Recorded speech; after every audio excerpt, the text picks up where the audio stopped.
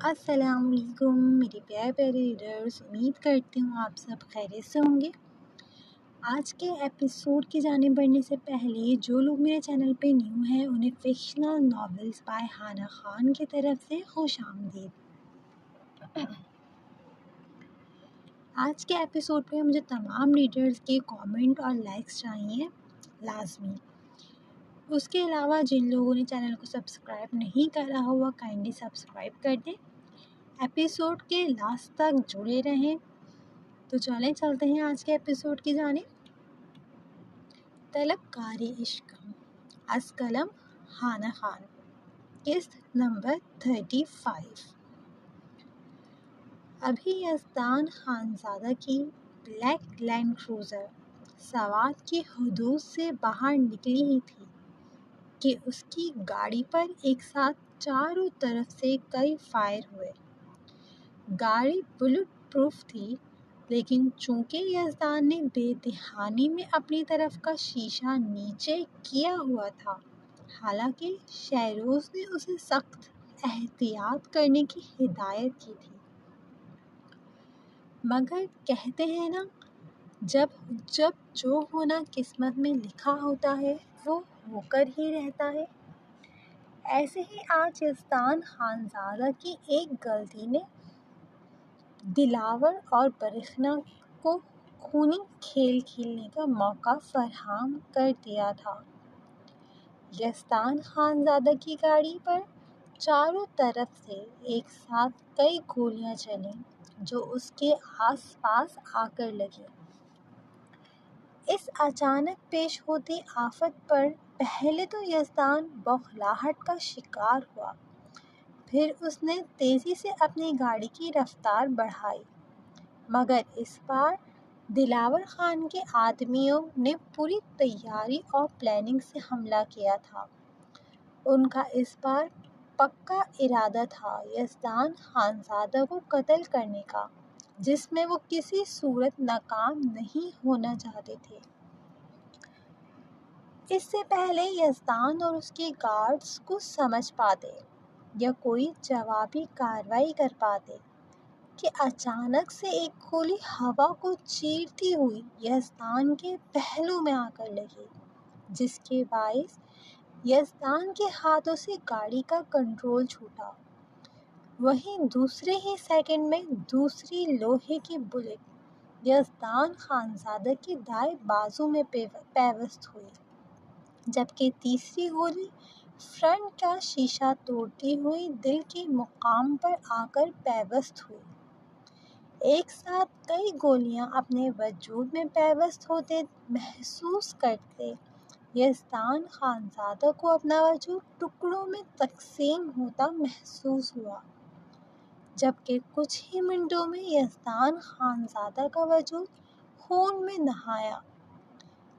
ایک ساتھ کئی لوہے کے ٹکڑے اپنے وجود میں پیوست ہوتے دیکھ یزدان کے منہ سے درد بھری کراہ نکلی اور آنکھوں کے آگے اندھیرے کے ساتھ ساتھ دھند بھی چھانے لگی۔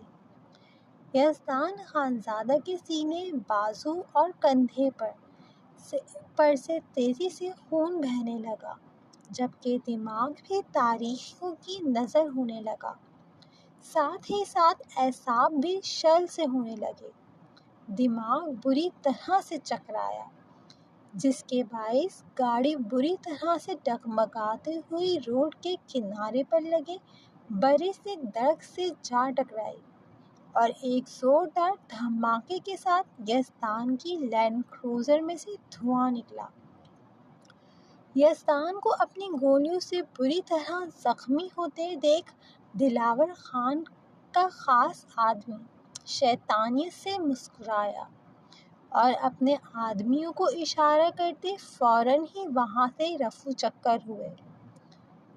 ان کا کام ہو چکا تھا، اب یہاں رکنا ان کے لیے خطرناک تھا، جبکہ یزدان خانزادہ کی گاڑی درخت سے ٹکرانے کے باعث یزدان کی پیشانی بری طرح اسٹیئرنگ سے ٹکرا کر زخمی ہوئی، جس سے تیزی سے خون لکیر کی مانند بہتا ہوا اس کے چہرے سمیت گردن کو بھی داغدار کرتا چلا گیا۔ تو وہیں چہرے پر بھی شیشے ٹوٹنے کی وجہ سے جگہ جگہ خراچیں سی پڑی، جس کے باعث جگہ جگہ سے خون رسنے لگا۔ جس چہرے پہ کچھ دیر پہلے خان حویلی سے نکلتے وقت ایک پرسکون مسکراہٹ، چمک اور اطمینان کا راز تھا، اب وہی چہرہ آہستہ آہستہ سفید پڑتا جا رہا تھا، جیسے اس وجود میں سے خون کی ایک ایک بوند وقت کے ساتھ ساتھ نچوڑتی جا رہی ہو۔ اس چہرے پہ اب شدید تکلیف اور اذیت کے تاثرات تھے، جبکہ سرمئی آنکھوں سے دو آنسو ٹوٹ کر اس کی گھنی مگر خوبصورتی سے تراشی ہوئی داڑھی میں جذب ہوئے۔ جیسے ہی یزدان خانزادہ کے کچھ زخمی گارڈز یزدان کو ریسکیو کرنے کے لیے اس کی گاڑی کی جانب بڑھے، پھر یزدان کی گاڑی کے پاس پہنچتے ہی وہ لوگ فوراً سے الرٹ ہوئے۔ یزدان خانزادہ کا خون میں لت پت ہوتا خوبصورت ورزشی ہاتھ، جس کی نیلی رگیں ابھی بھی نمایاں تھیں، بازو سے بہتے ہوئے خون میں بری طرح سے سرخ ہوتا دروازے سے باہر لٹکا ہوا تھا، جبکہ یزدان کے ہاتھ میں پہنی سلور رولیکس اور بازو تک فولڈ کی ہوئی سفید کرتے کی آستین بھی پوری طرح یزدان کے وجود سے بہتے خون سے بھیگی ہوئی تھی، جبکہ سینے اور کندھے پر گولیاں پیوست ہونے کی وجہ سے اس کا سفید سوٹ اور سفید اجرک بھی سرخ رنگ میں رنگ چکی تھی۔ یزدان کو خون میں لت پت ہوتے دیکھ کر تیزی سے اس کے گارڈز نے یزدان خانزادہ کے زخمی اور خون میں لت پت وجود کو گاڑی سے باہر نکالنے کی جدوجہد کرنے لگے، جبکہ ان گارڈز میں سے ایک گارڈ نے تیزی سے ایک فون ایمبولینس کو کیا تو وہیں دوسرے فون سے تیزی سے شہروز کا نمبر ڈائل کرتے اسے یہاں ہوئے واقعے کی اطلاع دی، جبکہ تاریکی میں جاتے دماغ اور بند ہوتی سرمئی آنکھوں میں کچھ دیر پہلے خاقان خانزادہ کا فخریہ انداز میں زور سے اپنے سینے میں بیچنا فخریہ تھا، یہاں پر میں نے فخریہ لکھ دیا۔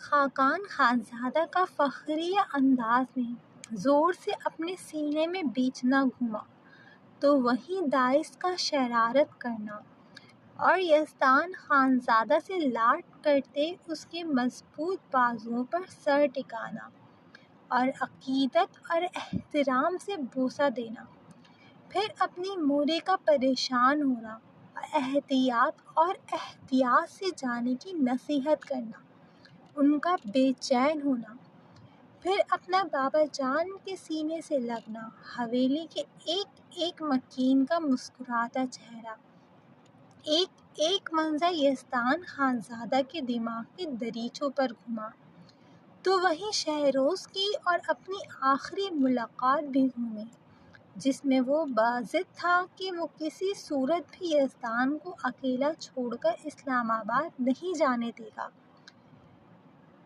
لیکن یزدان کی ضد کرنے پر پھر اس کا منہ پھلا کر ناراضگی سے اسلام آباد اکیلے چلے جانا، یہ سب یاد کرتے یزدان اٹکتی سانسوں سے تکلیف دہ سا مسکرا دیا، تو پھر وہیں ان سرمئی آنکھوں کے پردے پر اس ظالم مگر حسین جادوگرنی کے ساتھ ہوئی اپنی اور اس کی آخری ملاقات کسی فلم کی طرح گردش کرنے لگی، اور ہوش و حواس سے بیگانہ ہونے سے پہلے کانوں میں آئلہ بخش کے بولے گئے وہ جملے گونجے جس میں اس نے معاف کرنے کی وہ شرط رکھی تھی، جو شاید آج یزدان خانزادوں کو اس وقت پوری ہوتی محسوس ہو رہی تھی۔ آہستہ آہستہ سانسوں کی رفتار دھیمی ہونے لگی، دھڑکنیں سست روی سے چلنے لگی، اور پھر دنیا مافیا سے بیگانہ ہونے سے پہلے یزدان خانزادہ کے لبوں نے بے آواز سے جنبش کرتے آئلہ بخش کو پکارا، اور پھر وہ ہوش و خرد سے بیگانہ ہوتا چلا گیا۔ خاموش لب، ساخت نظر، دھڑکنیں مدھم سی تھیں۔ کیا یہ اختتام تھا یا دعا کی کمی سی تھی؟ سڑک پہ بکھرا وہ خوابوں کا شہزادہ، محبوب کی پکار میں بھی ایک نمی سی تھی، از قلم خود۔ ایمبولینس کے آتے ہی یزدان خانزادہ کے گارڈز نے اس کے خون میں لت پت زخمی وجود کو تیزی سے ایمبولینس میں منتقل کرتے ہوئے وہاں موجود سب سے قریبی اسپتال کا رخ کیا تاکہ فوری طور پر علاج کروایا جا سکے۔ آخر جلد ہی تھی، برکھنا اور دلاور نے اپنی شیطانی چال۔ آ گیا تھا یزدان خانزادہ ان کی چال میں۔ اس بار دشمن طاقتور تھا، اور جب سانپ کو موقع ملتا ہے تو وہ اسی وقت ڈس لیتا ہے، جیسے برکھنا کو موقع مل گیا تھا۔ جس عورت کو خان حویلی نے سالوں پہلے عزت اور مقام دیا، محبت دی، وہی عورت ایک بار پھر خان حویلی کے لاڈلے سپوت کا قیمتی خون بہانے کی وجہ بنی تھی۔ ہاں، یہ حقیقت ہے، کچھ لوگ ہمارے ارد گرد ایسے بھی ہوتے ہیں جن کو ہم سالوں سانپ کی طرح دودھ پلاتے ہیں، مگر آخر میں موقع ملتے ہی ڈسنے والے بھی وہی لوگ ہوتے ہیں۔ جیسے آج برکھنا نے ڈسا تھا۔ تو کیا بچ جائے گا یزدان، یا کھوئیں گے ایک بار پھر خان حویلی کے مکین اپنے ایک اور قیمتی رشتے کو؟ شہروز جو اس وقت یزدان خانزادہ کے اسلام آباد والے آفس میں بیٹھا اس کا انتظار کرتے میٹنگ میں پیش کیے جانے والے اہم پوائنٹس کو ہائی لائٹ کر رہا تھا، یزدان کے گارڈ کی کال آتے دیکھ بری طرح ٹھٹکا، پھر دھڑکتے دل کے ساتھ تیزی سے کھڑے ہوتے کال اٹینڈ کی، لیکن دوسری طرف سے سنائی گئی خبر پر شہروز کے مضبوط قدم بری طرح لڑکھڑائے، جبکہ سانسیں سینے میں تھمیں، دل تیزی سے دھڑکا، جبکہ کانوں میں کل دن میں اپنے اور یزدان کے بیچ ہونے والی بحث گونجی۔ دانی، اگر اتنی ہی امپورٹنٹ میٹنگ ہے تو ہم یہاں حویلی میں ہی تیار کر لیتے ہیں پریزنٹیشن، اور پھر کل صبح ساتھ ہی خان حویلی سے اسلام آباد کے لیے نکلیں گے۔ یہ کیا بات ہوئی کہ میں ابھی ہی اسلام آباد کے لیے نکل جاؤں اور تو کل آئے گا، کل اکیلے آئے گا؟ او کم آن شیری، تو مجھے لے کر بیویوں کی طرح پوزیسو ہو رہا ہے۔ شہروز کی بے چینی میں کہے گئے جملے کو یزدان نے ہنسی میں ٹالا تھا۔ میں مذاق نہیں کر رہا ہوں دانی، میں سیریس ہوں۔ تو جانتا ہے نا، ان دنوں تجھ پر بار بار حملے ہو رہے ہیں، اور میں تجھے اکیلا نہیں چھوڑوں گا، کان کھول کر سن لے تو۔ اس بار شہروز کا لہجہ دو ٹوک تھا، لیکن سامنے بھی یزدان خانزادہ تھا جو ضد کا پکا تھا، اور آخر کار شہروز کو یزدان کی بات ماننی ہی پڑی، اور وہ ناراضگی میں یزدان سے ملے بغیر ہی اسلام آباد کے لیے روانہ ہو گیا۔ مگر اس وقت شہروز کو یہ اندازہ نہیں تھا کہ اب جب اس کی اپنے یار سے ملاقات ہوگی تو اس طرح ہوگی، یا دوبارہ ہوگی بھی کہ کہ نہیں۔ اس وقت شہروز کو اپنے جسم سے جان نکلتی ہوئی محسوس ہو رہی تھی۔ ایسا لگ رہا تھا جیسے گولیاں یزدان کے وجود میں نہیں، شہروز کے وجود میں پیوست ہوئی ہوں۔ اس قدر تکلیف شہروز کو اپنے روم روم سے اٹھتی محسوس ہوئی، جبکہ نظروں کے سامنے کا منظر آنسوؤں کی وجہ سے دھندلا ہوتا چلا گیا۔ شہروز نے تیزی سے اپنی رکتی سانسوں کو بحال کیا اور لڑکھڑاتے قدموں سے آفس کیبن کے دروازے کی جانب بڑھا تاکہ جلد از جلد اپنے یار کے پاس پہنچ سکے۔ تو وہیں اسلام آباد سے میلوں دور سوات میں موجود خان حویلی میں داخلی دروازے کی طرف جاتا غازیان سامنے رکھی ٹیبل سے بری طرح ٹکرایا، جس کے باعث اس کی چپل میں موجود پیر کی چھوٹی انگلی زخمی ہوئی اور اس میں سے خون نکلنے لگا۔ غازیان اس وقت کیجول سے ٹراؤزر اور ٹی شرٹ میں ملبوس تھا، جبکہ اچانک ہی اسے اپنے دل پر بوجھ سا پڑتا محسوس ہوا اور سبز آنکھیں بھی نم سی ہوئیں۔ ابھی غازیان حیرانگی سے اپنی آنکھوں سے بہتے گرم سیال کو اپنی انگلی کے پوروں پر لے کر دیکھ ہی رہا تھا کہ اس کا موبائل بجا، جس پر کسی ان نون نمبر سے کال آ رہی تھی، جسے اس نے کچھ دیر بعد پک کیا، مگر سامنے سے جو خبر اس نے سنی اس پر اس کے مضبوط ہاتھ بری طرح کپکپائے، جبکہ پورے وجود میں لرزہ سا طاری ہوا اور وہ ایک دم گھٹنوں کے بل سفید ماربل کے فرش پر بیٹھتا چلا گیا، جبکہ کانوں میں یزدان خانزادہ کی چھت پر خود سے کیے گئے شکوے گونجے۔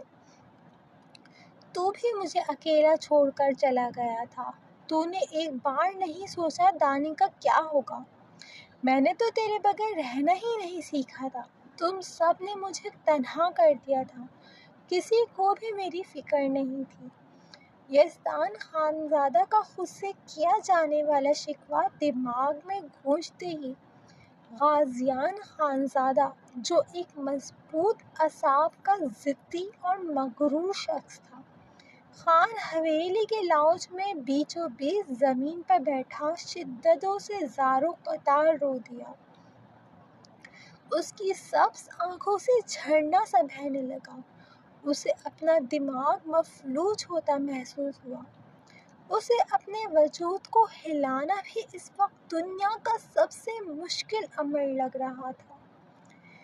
زیان جو سیٹی کی دھن میں گانا بجاتا حویلی کے داخلی دروازے سے اندر داخل ہو ہی رہا تھا، غازیان کو اس طرح لاؤنج کے بیچوں بیچ بیٹھے اور بری طرح روتے دیکھ تیزی سے غازیان کی جانب بڑھا۔ کیا ہوا لالا؟ آپ ایسے کیوں بیٹھے ہیں؟ آپ ایسے کیوں؟ اس سے پہلے کہ زیان مزید کچھ بولتا کہ داعش جو جمائی لیتا سیڑھیوں سے اتر رہا تھا، وہ بھی تیزی سے غازیان کی جانب بڑھا۔ کیا ہوا لالا؟ یہ پاؤں سے خون کیسا نکل رہا ہے؟ کیا آپ کو چوٹ لگی ہے کیا؟ داعش کو غازیان کا اس طرح رونا کچھ سمجھ نہیں آ رہا تھا، مگر جیسی ہی اس کی نظر غازیان کے دائیں پاؤں کی چھوٹی انگلی پر پڑی تو اس نے تیزی سے اس کا پاؤں تھام کر رومال سے خون روکا، جس پر غازیان نے تکلیف اور بے بسی سے اس کی جانب دیکھا۔ اگر داعش کو یزدان پر ہوئے حملے اور گولیاں لگنے کا پتہ چل جاتا تو اسے سنبھالنا مشکل ہو جاتا۔ وہ تو ابھی صرف غازیان کی ذرا سی چوٹ دیکھ کر تڑپ اٹھا تھا۔ غازیان نے اپنے ٹی شرٹ کی بازو سے تیزی سے اپنے آنسو صاف کیے اور پھر داعش کے قریب ہو کر اسے اپنے سینے میں بیچا، جس پر داعش اور زیان نے ایک دوسرے کی جانب ناسمجھی سے دیکھا۔ کیا ہوا لالا؟ کچھ بولیں گے بھی آپ؟ اب کی بار دائس نے جھنجھلاتے ہوئے بے چینی سے پوچھا۔ اس کا دل زور زور سے دھڑک رہا تھا، جبکہ دماغ کچھ بہت غلط ہونے کی نشاندہی کر رہا تھا۔ اوپر سے غازیان جیسے مضبوط شخص کے آنسو دائس خانزادہ کو پاگل کر رہے تھے۔ دائس، میرا بچہ، میری بات تحمل سے سنو، ہمیں محتاط رہنا ہوگا۔ میں غازیان کی آواز ایک دم سے بھیگی تھی، آنسوؤں کا گولا حلق میں اٹکا تھا، اعصابوں پر بوجھ سا پڑا تھا، کیونکہ اس وقت سب کچھ سنبھال لینے والا یزدان خانزادہ اس کے ساتھ نہیں تھا، اور اس وقت غازیان خانزادہ کو اپنا آپ کمزور سا محسوس ہو رہا تھا۔ میں کیا لالا، کچھ بولیں گے بھی؟ میرا دل بے چین ہو رہا ہے، ایسا لگ رہا ہے میرا وجود کا حصہ تکلیف میں ہے۔ غازی لالا، پلیز مزید پہیلیاں مت بجھائیں، ویسے ہی میں نے آج بہت برا خواب دیکھا تھا۔ اب دانی لالا بھی حویلی سے چلے گئے، میرا دل پہلے ہی بہت پریشان ہے۔ دائس کی بات پر غازیان کی الٹی آنکھ سے ایک آنسو تیزی سے گرتا اس کی گاڑی میں جذب ہوا۔ دائس، دانی پر حملہ ہوا ہے، اسے 3 گولیاں لگی ہیں، اس کے گارڈ کا فون آیا تھا، وہ لوگ اسے ہسپتال۔ ابھی غازیان کپکپاتے لہجے میں مزید کچھ بولتا کہ لاؤنج میں آتی زرمینہ بیگم کے ہاتھ سے گلدان گر کر ٹوٹا، جو انہوں نے کل ہی اپنی پسند سے لاؤنج میں سجانے کے لیے منگوایا تھا، جبکہ ان کے قدم تیزی سے ڈگمگائے، جس پر پیچھے سے آتی عبیرہ نے انہیں تیزی سے تھامتے صوفے پہ بٹھایا۔ عبیرہ کی آنکھیں بھی غازیان کی بات سن کر تیزی سے بھیگی، جبکہ زرمینہ بیگم کا چہرہ ایک دم سے سفید پڑا، جبکہ آنکھیں ایک دم سے ساخت ہوئیں اور لب بے آواز پھڑپڑائے۔ ان کا دل صحیح بے چین تھا، پہلے بھی انہوں نے اپنے دل کی نہ سن کر حماد خانزادہ اور عالیہ بیگم کو جانے سے نہیں روکا تھا، اور آج بھی ان کا دل بے چین تھا، کاش وہ یزدان کو روک لیتی۔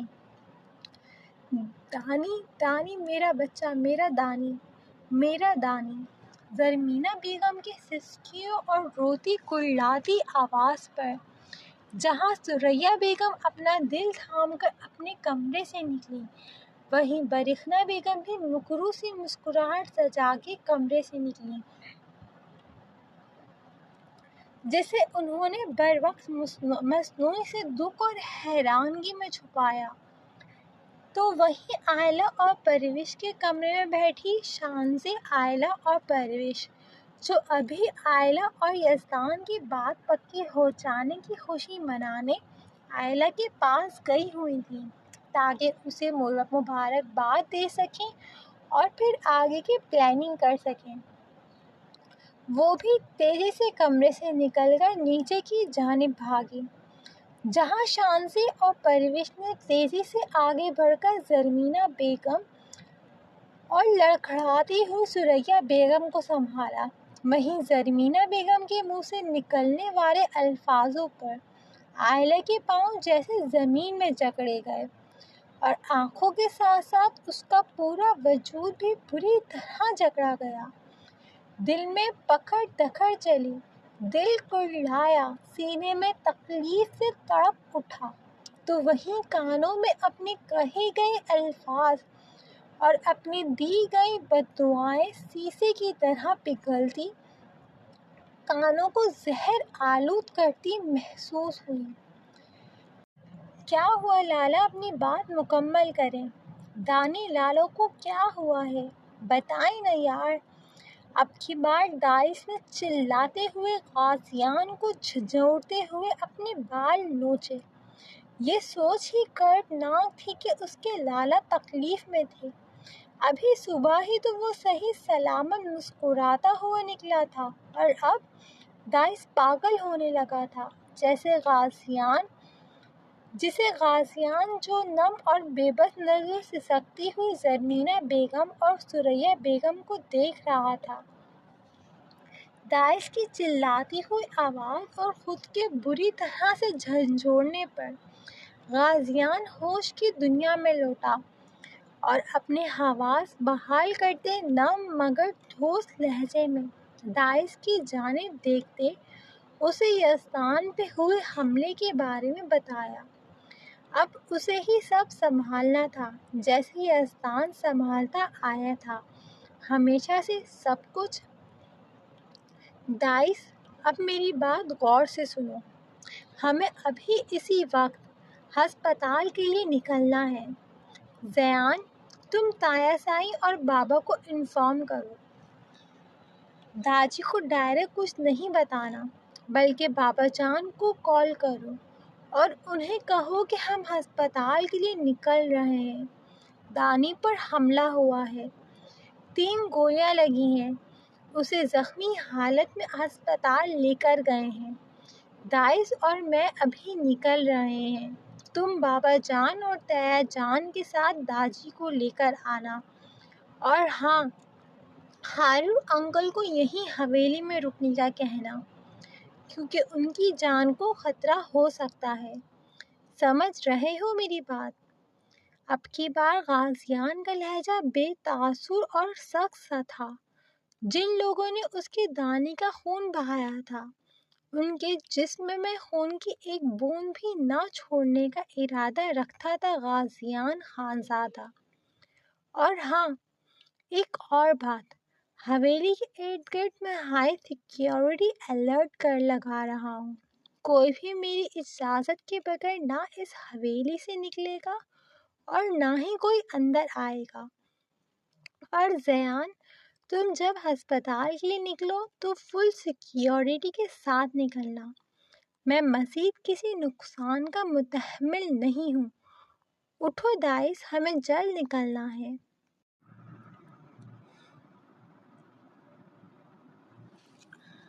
غازیان نے فرش سے اٹھتے فرش پر ساکھ سے بیٹھے داعش کو ہوش دلائی، جس نے ہوش میں آتے ہی بھپڑے شیر کی طرح آس پاس رکھی ساری چیزوں کو زمین بوس کرنا شروع کر دیا۔ روح کھینچ لوں گا اب کی بار اس کی جس نے میرے لالوں کو نقصان پہنچانے کی کوشش کی ہے، ویسے ہی گولیاں اتاروں گا اس کے سینے میں بھی۔ رحم کے لیے بھیک مانگنے پر مجبور نہ کر دیا تو میرا نام بھی داعش اون خانزادہ نہیں۔ خون کی ایک بوند نہیں چھوڑوں گا اس کے وجود میں۔ ہر بار نقصان ہمارا نہیں ہوگا، نسلیں اجاڑ دوں گا میں اس شخص کی۔ داعش نے گڑگڑاتے ہوئے ایک ایک چیز زمین بوس کی، جس پر جہاں حویلی کی عورتوں کی خوف سے چیخیں گونجی، وہیں برکھنا بیگم کا رنگ لٹھے کی مانند سفید ہوا۔ داعش، ہوش سے کام لو، ابھی دانی کو ہماری ضرورت ہے، میرے ساتھ چلو۔ ابھی غازیان داعش کا بازو تھامے داخلی دروازے کی جانب بڑھا ہی تھا کہ وہاں کھڑے ہارون بخش، اون خانزادہ، داؤد خانزادہ اور خاقان خانزادوں کو دیکھ ٹھٹکا، جن کے چہرے کے تاثرات آندھی و طوفان کی جکڑ میں تھے، مگر وہ پھر بھی مضبوط قدموں سے کھڑے تھے، جبکہ اون خانزادہ کی سرمئی آنکھوں سے ایک آنسو پھسل کر ان کی سفید اور براؤن داڑھی میں جذب ہوا۔ خان، ہمارا دانی، خان، میں اب اپنے بیٹے کو کھو نہیں سکتی، مجھے اپنے بیٹے کے پاس جانا ہے، مجھے لے چلیں خان، پلیز مجھے لے چلیں۔ زرمینہ بیگم تیزی سے لڑکھڑاتے قدموں کے ساتھ اون خانزادہ کی جانب بڑھ کر ان کے سینے میں سمائیں اور ان کی شال کو سختی سے جکڑ کر جیسے التجا سی کی۔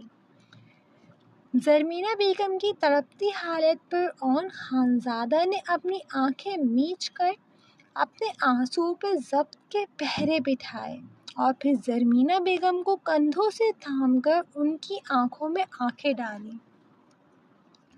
میری طرف دیکھیں خانم، ہمارا بیٹا شیر ہے، یہ ذرا سی تکلیفیں اس کا کچھ نہیں بگاڑ سکتی۔ خانم، میں آپ کو لے کر جاؤں گا مگر ابھی نہیں، پہلے مجھے حالات کو سمجھنے دیں۔ میں اپنی کوئی اور کمزوری اپنے دشمن کی نظر نہیں کر سکتا۔ سمجھ رہی ہیں آپ ایک سردارنی رہ چکی ہیں اور اب ایک سردار کی ماں ہیں۔ مضبوط بنیں، شاباش، یہ وقت مضبوط بننے کا ہے۔ میں آپ کے سہارے اپنی حویلی، اپنی ماں اور اپنی بیٹیوں کو چھوڑ کر جا رہا ہوں۔ کوئی بھی غیر شخص حویلی کے داخلی دروازہ پار نہ کر پائے۔ سمجھ رہی ہیں آپ؟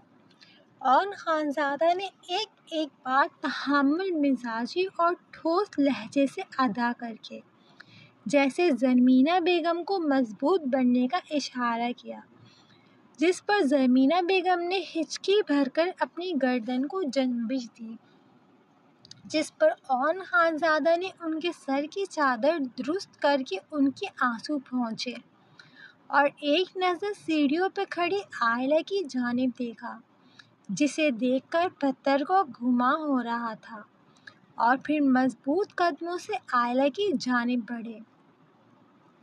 آئلہ جو پتھر کا مجسمہ بنی کھڑی تھی، اون خانزادہ کے اپنے سر پر ہاتھ رکھنے پر ہوش کی دنیا میں لوٹی اور پھر نم آنکھوں سے اون خانزادے کی جانب دیکھا۔ ماموں جان، آئلہ کے لب بے آواز پھڑپڑائے اور آنسو ایک کرتے اس کی ڈارک براؤن آنکھوں سے گرتے اس کے رخساروں پہ پھسلے۔ اس وقت پوری حویلی میں آپ ایک بہادر لڑکی ہیں۔ یہ لیں میری پستول، آپ کو اجازت دیتا ہوں جہاں آپ کو لگے کوئی یہاں موجود عورتوں کو نقصان پہنچانا چاہتا ہے، اس کے سینے میں گولیاں اتار دینا۔ مجھے یقین ہے ہارون نے آپ کو اس کا استعمال بھی سکھایا ہوگا۔ زیان یہیں حویلی میں موجود ہے۔ اوکے بچے، مجھے بھروسہ ہے کہ آپ مجھے نا امید نہیں کریں گی۔ اون خانزادہ نے اب دو ٹوک لہجے میں آئلہ کو ثابت قدم رہنے کا کہا۔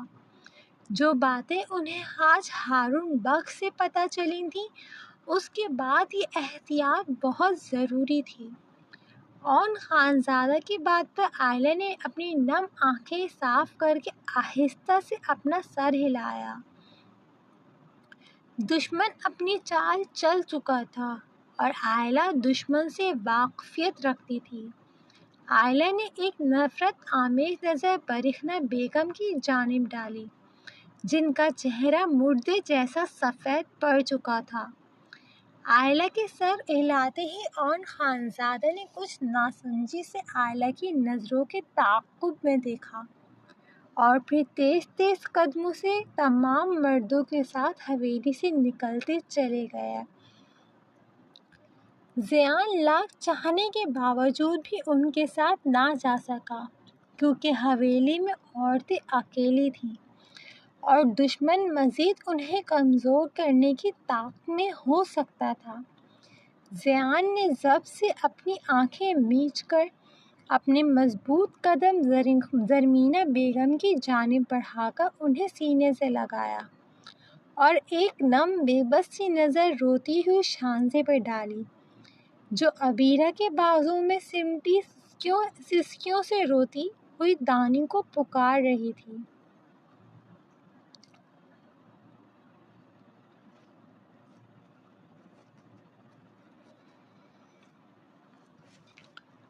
غازیان دائس اون خانزادہ، داؤد خانزادہ اور خاقان خانزادہ جب لڑکھڑاتے مگر مضبوط قدموں سے ہسپتال پہنچے تو آئی سی یو کے باہر ہی شہروز کو سامنے دیوار سے ٹیک لگائے بکھرے سے حولیے میں کھڑا پایا، جو اس وقت نڈھال سا کھڑا تھا۔ وہ کس طرح اسلام آباد سے یہاں پہنچا تھا یہ وہی جانتا تھا۔ غازیان کو شہروز کے یہاں پہنچنے کے بعد اور شہروز کے کہنے پر ہی کال کی گئی تھی۔ داعش شہروز کو دیکھ کر تیزی سے اس کی جانب بڑھا۔ شہری لالا، داعش کی نم آواز پر شہروز، جو اپنی سرخ ہوتی کالی نم آنکھوں سے یک ٹک ICU کے دروازے کو دیکھ رہا تھا، داعش کی نم آواز پر اس کی جانب مڑا اور تیزی سے داعش کے سینے سے جا لگا۔ میں نے اسے کہا تھا کہ مجھے مت بھیج، اس نے میری ایک نہیں سنی۔ اس پر پہلے بھی حملے ہو چکے تھے، دشمنوں نے اکیلے دیکھ کر اس پہ وار کر دیا۔ وہ زخموں سے چور ہے، اس کا خون بہہ رہا تھا۔ دیکھ ریحان کے ہاتھوں پر میرے یار کا خون لگا ہے۔ داعش اسے کتنی تکلیف ہوئی ہوگی، اس نے مجھے پکارا ہوگا نا، کاش یہ گولیاں مجھے لگ جاتی۔ داعش میں مر رہا ہوں، میرا یار اندر پڑا زندگی اور موت کی کشمکش میں لڑ رہا ہے اور میں کچھ نہیں کر پا رہا۔ وہ میری پوری کائنات ہے یار، میں اسے نہیں کھو سکتا۔ مجھ میں ہارون انکل اور حارث انکل جیسی ہمت نہیں ہے۔ میں مر جاؤں گا داعش، میں مر جاؤں گا۔ اگر اسے کچھ ہو گیا تو میں اپنی جان بھی اپنے ہاتھوں سے لے لوں گا۔ میرے پاس اس کے علاوہ کوئی نہیں ہے، کوئی بھی نہیں۔ اس وقت پورے کوریڈور میں شہروز کی روتی ہوئی سسکتی ہوئی آواز گونج رہی تھی، جس پر داعش اور باقی سب کی آنکھیں بھی نم ہوئیں۔ لالا، سنبھالیں خود کو، اگر آپ بھی کمزور پڑ گئے تو مجھے کون سنبھالے گا؟ کچھ نہیں ہوگا لالو کو، وہ ٹھیک ہو جائیں گے۔ داعش نے شہروز کے کندھے سے اپنی آنکھیں صاف کر کے نم آواز میں کہا۔ جس داعش کو غازیان پورے راستے بڑی مشکل سے سنبھالتے آیا تھا، اس وقت وہ مضبوط بنا شہروز کو سنبھال رہا تھا، کیونکہ وہ اچھے سے جانتا تھا کہ یزدان شہروز کے لیے کیا ہے۔ سنبھالو خود کو بیٹا، تم کمزور نہیں پڑ سکتے، کچھ نہیں ہوگا ہمارے پوتے کو۔ اب کی بار خاقان خانزادہ نے مضبوط لہجے میں کہا، حالانکہ ان کی آنکھیں نم تھیں۔ برسوں پہلے اپنے بوڑھے کندھوں پر اپنے جوان اور لاڈلے بیٹے کا جنازہ اٹھایا تھا، اب بھی ان کا دل کانپ رہا تھا۔ کچھ پتہ چلا کہ یہ سب کس نے کروایا ہے؟ اب کی بار ہارون بخش نے شہروز کے کندھے پر ہاتھ رکھ کے پہلے اسے تسلی دی، پھر دھیمے لہجے میں سوال کیا، جبکہ شہروز کے حماد خانزادہ کا ذکر کرنے پر ہارون بخش کی آنکھیں بھی تیزی سے نم ہوئیں۔ کیا کچھ یاد نہیں آیا تھا انہیں اپنے یار کے بارے میں؟ ابھی شہروز ہارون بخش خانزادہ کی بات کا جواب دیتا ہی کہ ایک نرس تیزی سے ICU سے باہر نکلی، جسے دیکھ کر سب الرٹ ہوئے، جبکہ شہروز، داعش اور غازیان تیزی سے اس نرس کی جانب بڑھے۔ ہمیں خون کی ضرورت ہے، پیشنٹ کا بلڈ گروپ O نیگیٹو ہے، آپ لوگ جلدی ارینج کریں، خون بہت زیادہ بہہ چکا ہے، ہمیں جلد سے جلد گولیاں نکالنی ہوں گی۔ میرا اور لالا کا بلڈ گروپ سیم ہے، آپ میرا لے لیں۔ اس سے پہلے نرس بول کر واپس ICU کی طرف تیزی سے پلٹتی کہ داعش ایک دم سے بول پڑا، ٹھیک ہے آپ میرے ساتھ چلیں، لیکن پھر بھی آپ لوگ بلڈ ارینج کریں، ہمیں زیادہ سے زیادہ بلڈ کی ضرورت ہے۔ نرس کی بات پر غازیان نے اپنی نم آنکھیں صاف کر کے اثبات میں سر ہلایا، جبکہ شہروز فوراً سے فون نکال کر اپنے ریسورس کے ذریعے خون کا بندوبست کرنے لگا، جبکہ داعش فوراً ہی نرس کے ساتھ خون دینے کے لیے ان کی تقلید میں چل پڑا۔ منٹوں میں گزرے اور کب گھنٹوں میں، کچھ پتہ ہی نہیں چلا۔ نہ ہی ڈاکٹر ICU سے باہر آئے، نہ ہی یزدان کی حالت میں کچھ پتہ چل سکا۔ بس کبھی کوئی نرس اندر جاتی تو کبھی کوئی نرس باہر آتی۔ نہ ہی شہروز کی پوزیشن میں کوئی فرق آیا اور نہ ہی کوئی بھی ایک پل سکون سے بیٹھا۔ سب کی ہی بے چین نظریں ICU کے دروازے پر ٹکی تھیں، تو وہیں حویلی میں ثریا بیگم نے آیت کریمہ کا ورد شروع کروا دیا تھا تاکہ یزدان کی جان بچ جائے اور وہ پھر سے صحت و تندرست ہو کر حویلی لوٹ آئے۔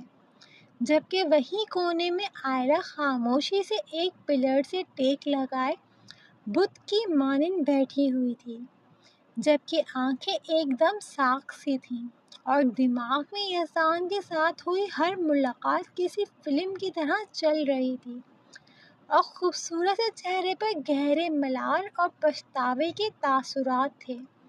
دل نے الگ احتساب عدالت میں لا کھڑا کر دیا تھا۔ یزدان خانزادہ جو ہمیشہ یہ کہتا تھا کہ اس کی کسی کو فکر نہیں ہے، اگر آج اپنی تکلیف پر اشک بار اور تڑپتی ہوئی ان آنکھوں کو دیکھ لیتا تو ضرور اپنے لفظوں کی تصحیح کر لیتا۔ کل تک جس عورت کو وہ ظالم محبوبہ کا خطاب دے چکا تھا، اگر آج اس ہی نازک جان کو اپنی تکلیف پر تڑپتے دیکھ لیتا تو خوشی سے جھوم اٹھتا۔ ابھی سب بے حال سے بے چینی کی کیفیت میں ہسپتال کے کوریڈور میں کھڑے ICU کے دروازے کو ہی دیکھ رہے تھے کہ ایک ڈاکٹر باہر آیا اور اپنے چہرے سے ماسک ہٹا کر ادھر ادھر دیکھا، جس پر شہروز تیزی سے اٹھ کر ان کی جانب بڑھا۔ ڈاکٹر میرا، ابھی شہروز اپنی بات مکمل کرتا کہ ڈاکٹر نے نا امیدی کے ساتھ اس کے کندھے پر ہاتھ رکھا۔ آئی ایم سوری جینٹل مین، ہم انہیں بچا نہیں پائے، ہم نے اپنی پوری کوشش کی۔ ڈاکٹر کی بات پر شہروز سمیت سب کو لگا کہ ڈاکٹر نے ان کے کانوں میں سور پھونک دیا ہو، سب کے پیروں کے نیچے سے زمین کھینچ لی گئی ہو، جیسے سب کے قدم بے ساختہ لڑکھڑائے۔